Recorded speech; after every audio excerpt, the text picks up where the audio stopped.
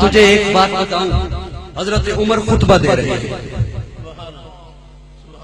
حضرت عمر مسجد نبوی کے منبر پہ جمعے کا خطبہ دے رہے ہیں، اور اس وقت خلیفۃ المسلمین ہیں، امیر المومنین ہیں، خلیفہ وقت ہیں، 22 لاکھ مربع میل کا اکیلا حاکم خطبہ دے رہا ہے، جس کا جلال یہ ہے، دبدبہ یہ ہے کہ آج کا کافر یہ لکھنے پہ مجبور ہے اگر ایک عمر اور آ جاتا پوری دھرتی پہ اسلام پھیل جاتا.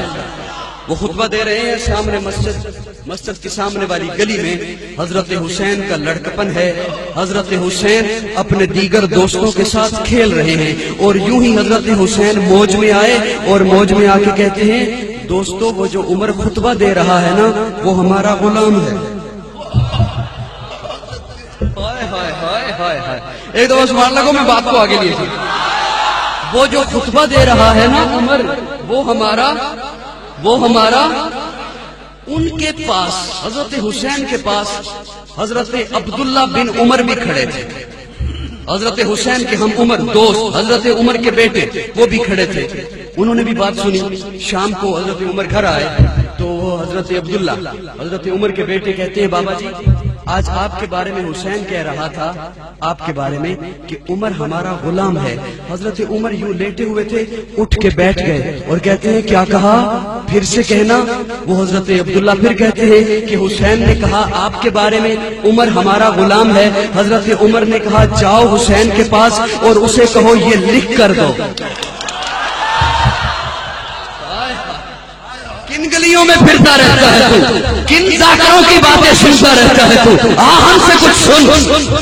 حضرت عمر نے کہا جا حضرت حسین کے پاس اور اسے کہے یہ لکھ کر دے. وہ حضرت عبداللہ آئے حضرت حسین کے پاس اور کہا وہ جو آپ نے کہا تھا نا میرے بابا کے بارے میں یہ ہمارا غلام ہے، میرے بابا کہہ رہے ہیں وہ لکھ کر دو. حضرت حسین نے قلم کاغذ لیا اور لکھ دیا عمر ہمارا غلام ہے فقط حسین ابن علی. وہ لے کے آگے دوڑے آئے حضرت عبداللہ حضرت عمر کے پاس، اپنے بابا کے پاس. یہ حسین نے لکھ کے دے دیا. جس کی زبان چپ رہی نا مجھے بڑا دکھ ہوگا. حضرت عمر کے پاس آیا وہ رکا جس پہ حضرت حسین ایک لڑکپن کے عالم میں ایک بچہ ہے لیکن نواسا رسول کا ہے.